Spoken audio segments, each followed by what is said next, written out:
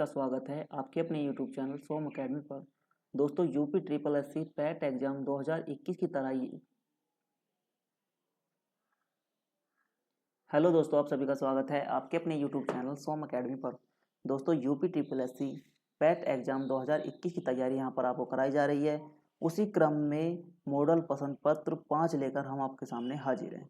इससे पहले मॉडल प्रश्न पत्र हम अपने चैनल पर आपको सोल्व करवा चुके हैं। यदि आपने वह वीडियो नहीं वॉच की है तो आप हमारे चैनल की प्लेलिस्ट में जाकर उन्हें वॉच कर सकते हैं। क्वेश्चन नंबर 1 से स्टार्ट करेंगे और रिक्वेस्ट करेंगे आपसे कि आपको यह क्वेश्चन पेपर्स अच्छे लगते हैं तो आप वीडियो को शेयर जरूर कीजिए और लाइक भी कीजिए। क्वेश्चन नंबर 1 देख लेते हैं। भारत की स्वतंत्रता के समय इंग्लैंड में किस पार्टी की सरकार थी? काफ़ी इंपॉर्टेंट क्वेश्चन है। सही आंसर होगा C option, Labour Party. Question number 2, संविधान सभा के चुने हुए अस्थायी अध्यक्ष कौन थे? सही आंसर ऑप्शंस बी, सच्चिदानंद सिन्हा। ठीक है, संविधान सभा के पूछा गया है और अस्थायी अध्यक्ष पूछे गए हैं यहाँ पर। नेक्स्ट क्वेश्चन पर चलते हैं। संविधान सभा की प्रारूप समिति के अध्यक्ष थे? 4 ऑप्शन आपके सामने हैं। ए ऑप्शन सही होगा, भीमराव अंबेडकर। क्वेश्चन नंबर 4, भारत एक गणतंत्र है, इसका अर्थ है? 3 ऑप्शन यहाँ पर दिए गए हैं और चौथा डी आपको यहाँ पर मिलेगा। सभी मामलों में अंतिम अधिकार जनता के पास है। तो सही आंसर देने का प्रयास करेंगे और सही आंसर होगा बी ऑप्शन 4 का। क्या दिया गया है? भारत में वंशानुगत शासन नहीं है। ठीक है, कोई भी राष्ट्र यदि गणतंत्र है तो इसका मतलब है कि वहाँ पर वंशानुगत शासन नहीं है, यानी कि राजा का पुत्र राजा, ऐसा वहाँ पर नहीं है। नेक्स्ट क्वेश्चन है, भारतीय संविधान में मौलिक कर्तव्यों का विचार लिया गया है? भारतीय संविधान में मौलिक कर्तव्यों का विचार लिया गया है। सही आंसर होगा ए ऑप्शंस, रूस के संविधान से मौलिक कर्तव्य लिए गए हैं। और मौलिक कर्तव्यों का कहाँ पर दिया गया है भारतीय संविधान में? भाग 4 के ए में, ठीक है, दिए गए हैं। शून्यकाल संसदीय व्यवस्था किस देश की देन है? 4 ऑप्शन आपके सामने हैं। सही आंसर होगा ए ऑप्शन, भारत। ठीक है, शून्यकाल भारत की देन है किसी भी संसदीय व्यवस्था में। भाषाई आधार पर भारत में सर्वप्रथम किस राज्य का गठन किया गया? सही आंसर होगा ए ऑप्शन, आंध्र प्रदेश। शुरुआत में जब संविधान बनकर जो है तैयार हुआ, उसके बाद जो है राज्यों का गठन के लिए जो है वो भाषाई आधार लिया गया था। भाषा को आधार बनाया गया था, ना कि क्षेत्रफल या फिर जनसंख्या को। क्वेश्चन नंबर 8 देखते हैं। नए राज्यों के गठन की शक्ति निहित है? ए और बी ऑप्शन आपको यहाँ पर दिए गए हैं और सी और डी ऑप्शन आप यहाँ पर देख सकते हैं।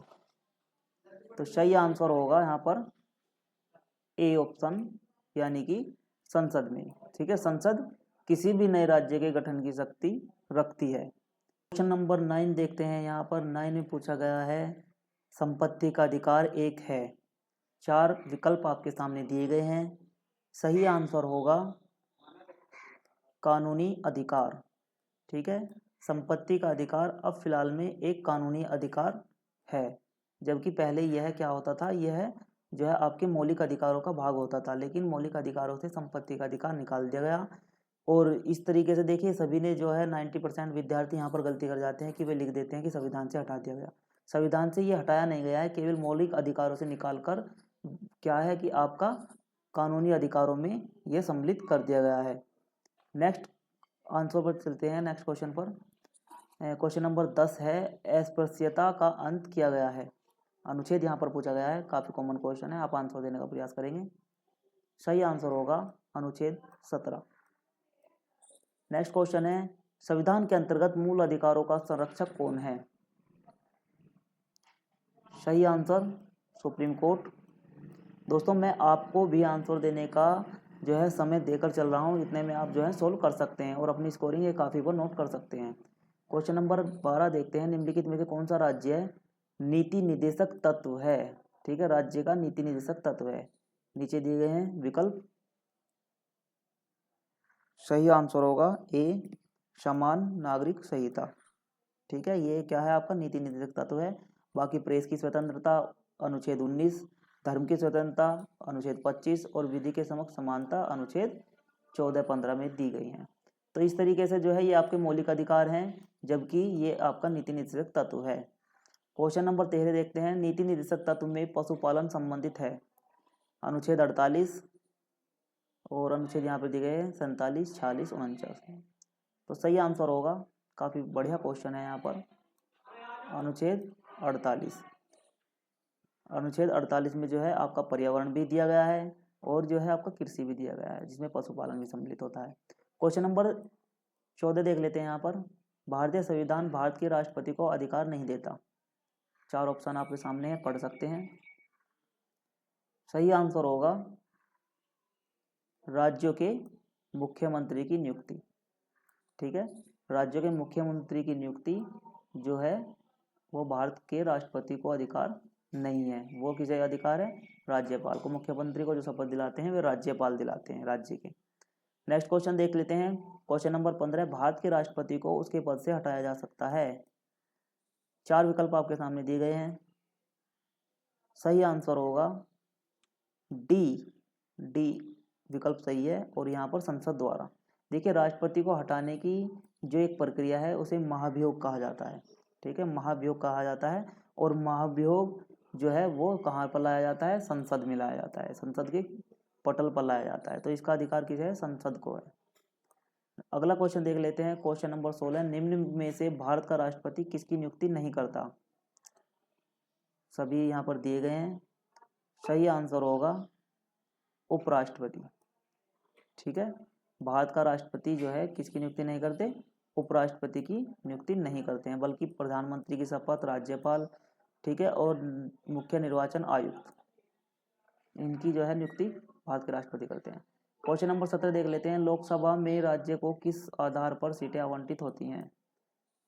सही आंसर जो होगा वो होगा आपका बी ऑप्शन, और बी में क्या दिया गया है कि क्षेत्रफल, सॉरी बी ऑप्शन नहीं होगा, ए ऑप्शन होगा। ठीक है, ए ऑप्शन जनसंख्या के आधार पर भारत में जो है लोकसभा की सीटों का विभाजन किया गया है। अगला क्वेश्चन देख लेते हैं। क्वेश्चन नंबर 18, कोई कानूनी विधेयक संसद के किस पटल पर रखा जा सकता है?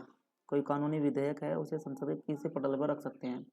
लोकसभा, राज्यसभा, दोनों, उपयुक्त में से कोई नहीं। सही आंसर होगा दोनों। विधानों के अंतर्गत पंचायत चुनाव कराने का निर्णय किया जाता है।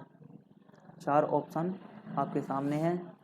क्वेश्चन नंबर 21 का सही आंसर डी होगा, राज्य चुनाव आयोग द्वारा।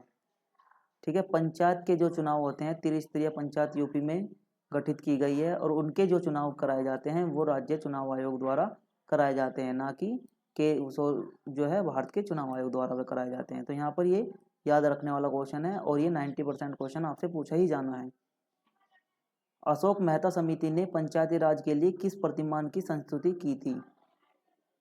सही आंसर होगा यहाँ पर बी ऑप्शन।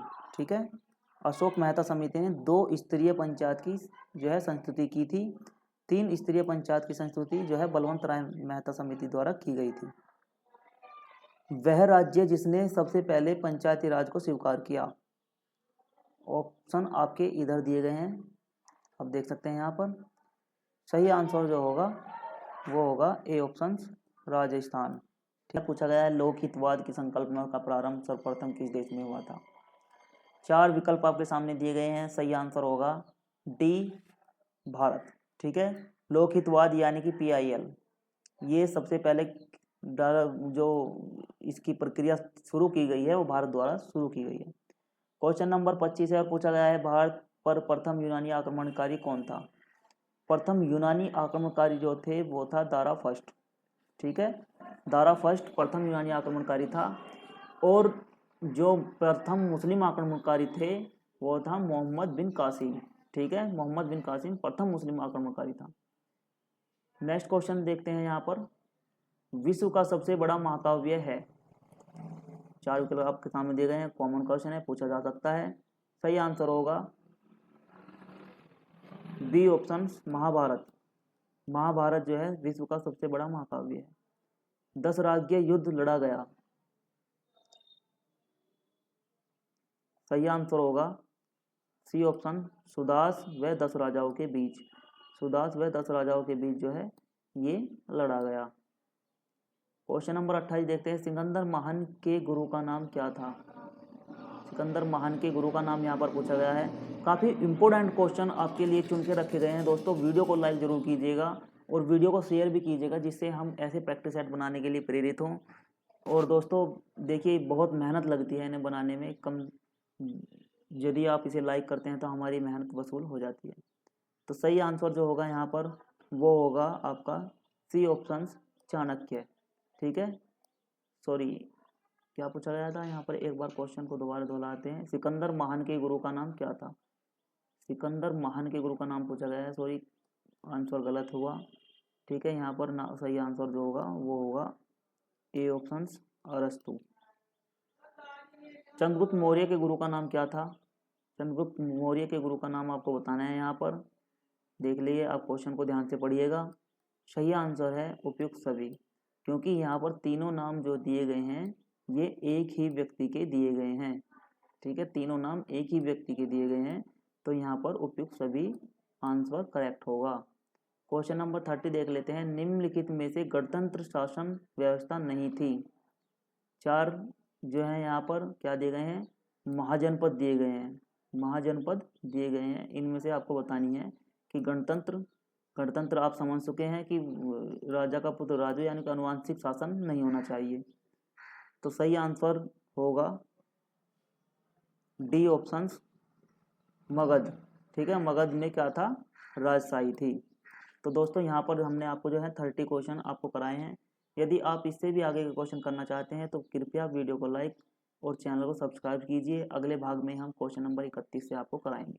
मिलते हैं अगले वीडियो में, तब तक के लिए धन्यवाद। जय हिंद।